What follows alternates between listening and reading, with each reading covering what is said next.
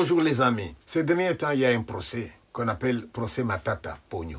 Je suis intéressé aussi à entendre ce qui s'est dit et j'ai constaté qu'il y a eu une audience au cours de laquelle il y a eu quelques problèmes au point que les accusés sollicitaient qu'on reporte l'audience. Soit. Et puis après, j'ai vu qu'une séance a eu lieu en l'absence des accusés. Soit parce que le Premier ministre pense qu'il ne peut pas être accusé, il a une immunité parlementaire. Les autres, soit parce qu'ils sont malades. Remarquez que chaque fois qu'on débusque un ministre ou une autorité ou n'importe qui a volé beaucoup d'argent, 3-4 jours après, il dit qu'il est malade, il faut qu'on le soigne à l'extérieur du pays. Là où il y a des êtres humains, il faut la loi. Que vise la loi? La loi vise le vivre ensemble. La loi repose sur l'éthique, la loi repose sur la vérité. Malheureusement, il existe aussi une forme de vérité qu'on appelle la vérité judiciaire, qui n'est pas toujours la vraie vérité. La vraie vérité, c'est l'évidence. La vraie vérité, c'est ce qui est arrivé. La vraie vérité, c'est ce dont tout le monde peut témoigner.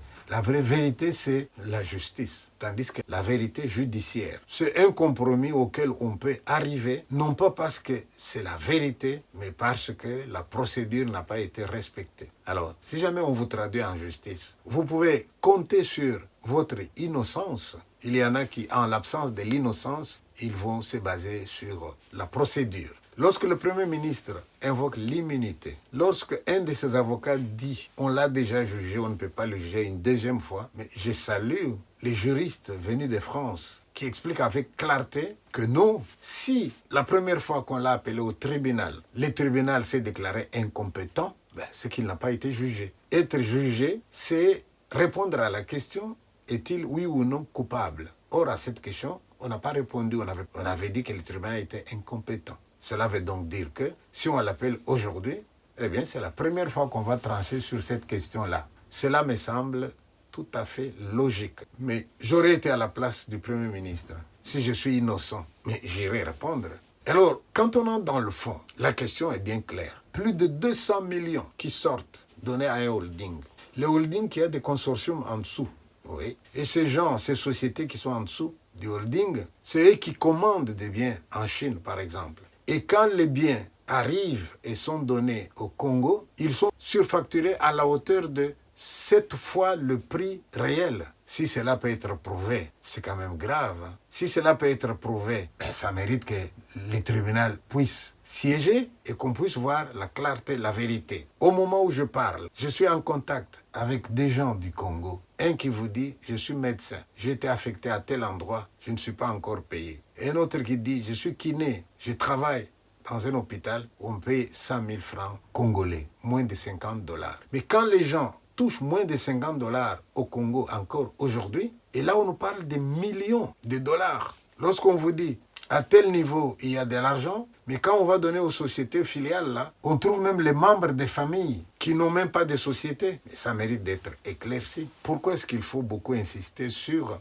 l'immunité alors que la situation est grave? Moi, j'ai l'impression que si ces procès continuent, on va débusquer beaucoup d'autres animaux. Ça se sent déjà. Que ce soit à l'Assemblée nationale, que ce soit au tribunal, nous entendons citer déjà un nom, un autre nom, etc. Si la justice va jusqu'au bout, eh bien ces noms-là vont citer beaucoup d'autres noms et nous allons nous rendre compte qu'au Congo, dans notre pays, eh bien, il y en a qui prennent la part du lion alors qu'ils sont minoritaires et qui donnent des miettes à la majorité du peuple. Est-ce que ça ne devrait pas cesser ce genre de situation? Une chose m'étonne aussi, c'est la mentalité du Congolais. Vous avez un juriste qui est à la télévision en train de parler avec un journaliste. Les juristes donnent des arguments scientifiques, avec preuves, avec clarté, mais les journalistes lui demandent pourquoi vous vous acharnez sur ces dossiers. Donc chercher la vérité, c'est s'acharner sur ces dossiers. Alors à ce moment-là, on peut se poser la question, mes amis, pourquoi est-ce que nous avons la mémoire si fragile? Pourquoi est-ce que nous prenons parti aussi facilement? À ce moment-là, vous allez vous étonner d'être affamé alors qu'il y en a qui s'empiffrent. Vous donnerez raison alors à celui qui a dit « Chaque peuple n'a que des chefs qu'il mérite ». Ma conclusion sur ces sujets, tous les accusés sont innocents tant qu'on n'a pas prouvé leur culpabilité. Deuxième vérité, celui qui a raison ne craint pas le jugement parce que le jugement va lui donner raison. Refuser de comparaître alors qu'il faut qu'on s'explique, ça ne plaide pas en faveur de l'accusé. Mais, comme je vous l'ai toujours dit, la vérité finit par triompher, elle triomphera aussi. dernière question que je me pose moi, c'est de dire, au moment où je parle, il y a des gens parmi nous qui n'ont pas beaucoup d'argent, mais il est chez lui, il vit avec sa femme et ses enfants, il va au travail, et il s'est dit, la vie est belle. Mais vous en avez qui ont beaucoup et qui n'en ont jamais assez, qui deviennent insatiables. Voilà. Je vous remercie. Que Africom n'était qu'une société holding, une structure, superstructure, qui gère des filiales du même groupe. Une société holding n'a pas d'activité propre, si ce n'est qu'assurer la coordination des activités de ces filiales. La principale filiale, c'est Triomphe, qui est spécialiste en production des engrais. Une autre filiale qui était un peu active, c'était une société qui fabriquait et livrait des tracteurs, mais pas de traces sur la gestion des parcs. La troisième société, c'était des Cyclops. Cette société, c'est une société de commerce général. On a découvert que c'était une société créée en 2011, mais qui n'avait pas d'assises sur le marché. Mais sur le terrain, il n'existe pas. Mais c'est cette société qui est, entre guillemets, effective, à laquelle on a confié la mission d'asphalter la route.